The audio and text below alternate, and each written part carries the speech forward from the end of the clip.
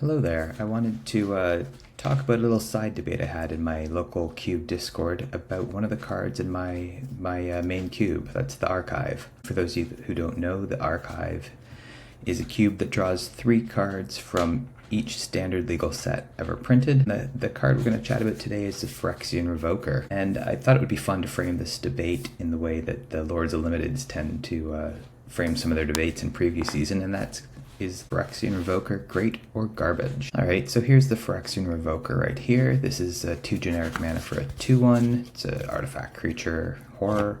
And when it enters battlefield, you name a non-land card, and activated abilities of sources with the chosen name can't be activated. And so I've copied out some of the feedback that I received in my Discord. So the Revoker seems like a really narrow and big brain. And then, in general, name a cards in Cube punish you for not memorizing the list. I'd rather this be something as lame as a campus guide, like 95% of the time.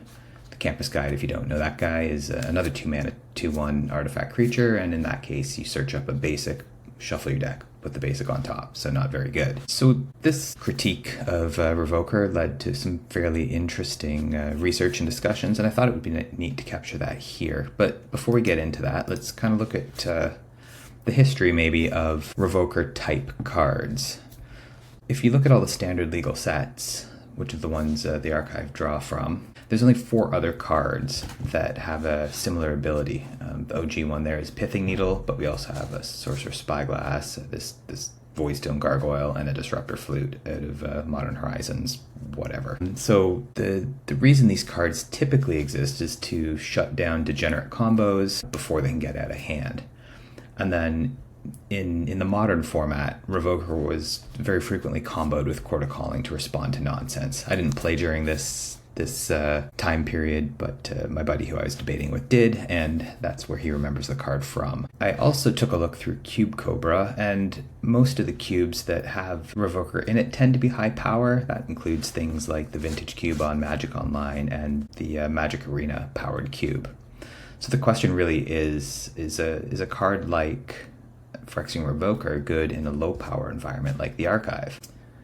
And I mean, it's a fair question. On the surface, my gut feeling was this is still good. It's a sideboard card. You can shut off Planeswalkers if they get problematic. I have a couple good ones in the cube, and it might have a couple other applications.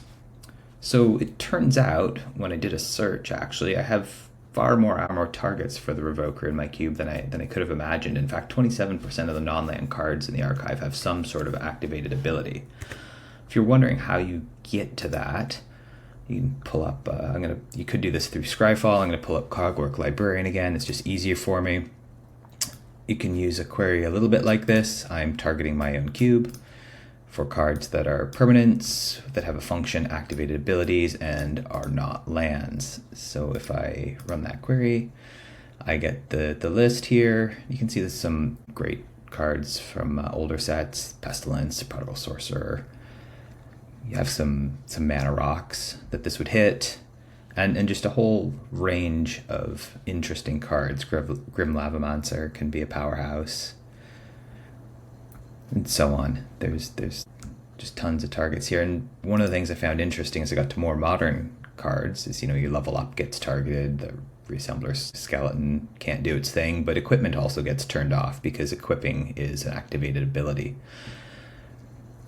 So quite a lot of applications for this one little guy. Of course, some of the targets that were on that list are maybe not great to aim the Revoker at.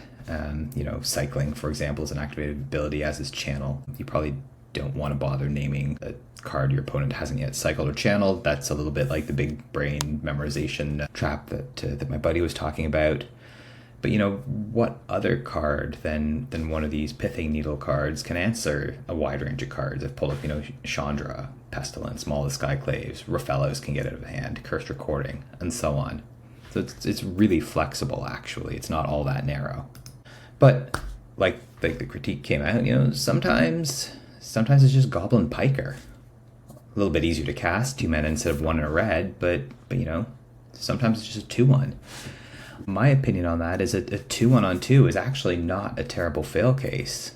The card can still attack and block, and often that's exactly what you need. If you're a more controlling deck and you run into aggro, running out a 2/1/2 is going to buy you a turn at least.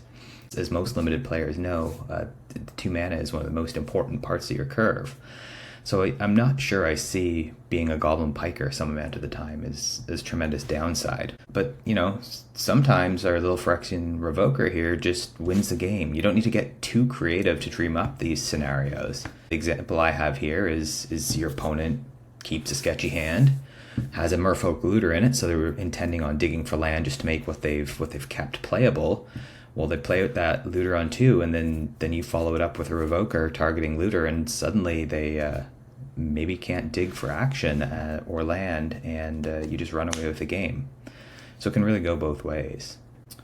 If we're playing Greater Garbage here, unfortunately I'm not allowed to pick It Depends, even though that's kind of what I feel. So I'm going to have to land on Great for Phyrexian Revoker. The card has an acceptable floor. It's a 2/1 for 2. It can have a game-winning upside. Often you can just shut down key pieces of your opponent's deck. Maybe they're black with Pestilence, or they're relying on an equipment like that Maul of the Skyclaves that we saw. And it's really easy to cast. You know, worst case scenario, you pick up a Revoker in a pack that has nothing for you, your deck's OP anyway. You can always just side this guy in if something is going wrong for you or causing you a lot of trouble. So that's all I have today. I hope you enjoyed this video. Take care and see you next time. Bye.